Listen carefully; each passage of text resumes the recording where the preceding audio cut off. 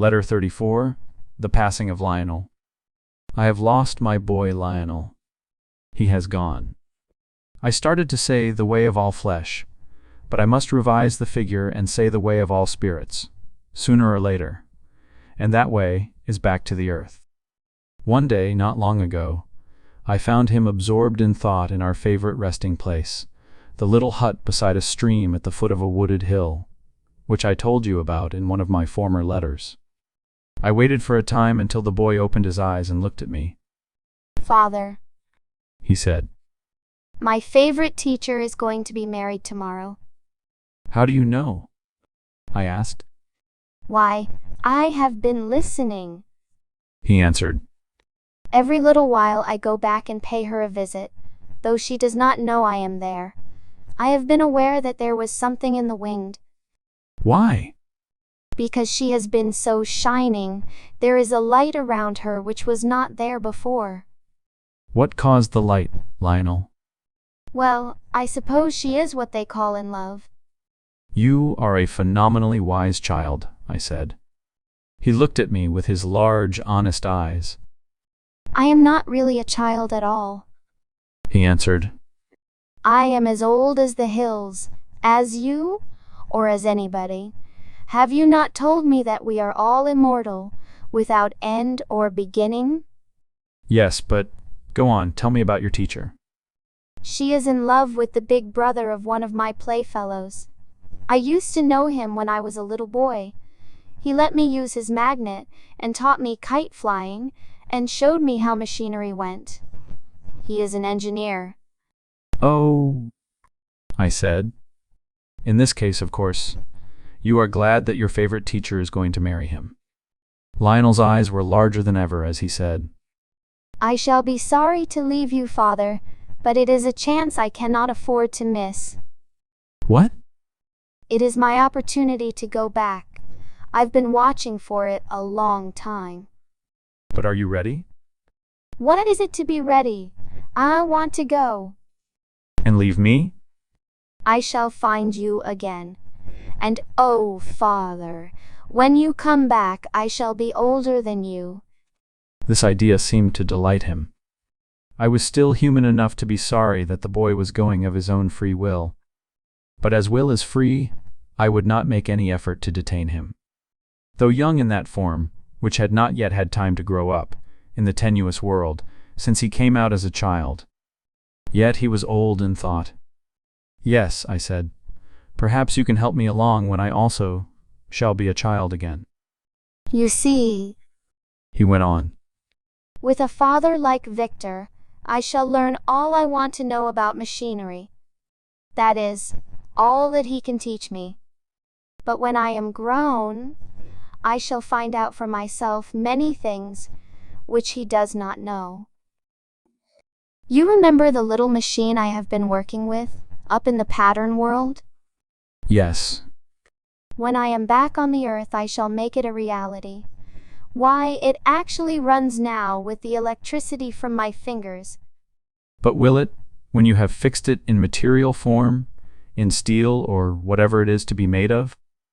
"Yes, of course it will. It is my invention. I shall be a famous man." "But supposing that somebody else finds it first?" "I don't think anybody will." "Shall I help you to lay a spell around the pattern, so that no one can touch it?" "Could you do that, Father?" "I think so," "Then let us go up there at once." he said. "And do it immediately. I may have to leave this world in a day or two." I could not help smiling at the boy's desire to hurry.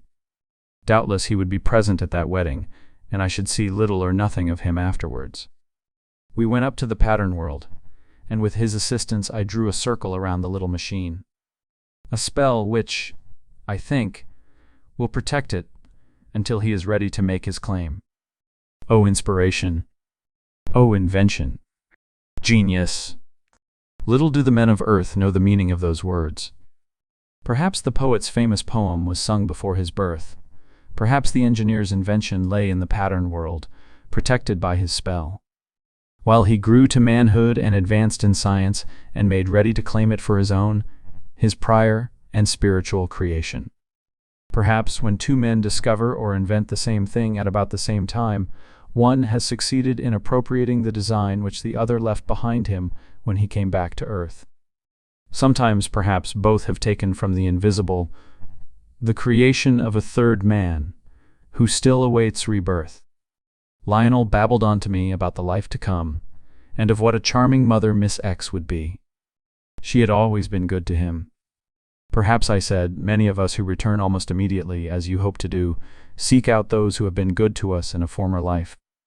There is another point, Lionel said. Miss X is a friend of my own mother, the one I left a few years ago. It will be so good to have her hold my hand again. Do you think she will recognize you? I asked. Who knows? She believes in rebirth. How can you say that? You were so little when you came out. I was 7 years old, and already she had told me that we live many lives on Earth. Bless the souls who first brought that belief to the Western world, I exclaimed. And now, my boy, is there anything that I can do for you after you leave me? Yes, of course. You can watch over my new mother and warn her if any danger threatens her or me. Then make me acquainted with her now.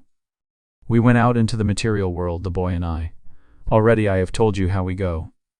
He took me to a little house in one of the suburbs of Boston. We entered a room. It was then about 11 o'clock at night upon that part of the earth.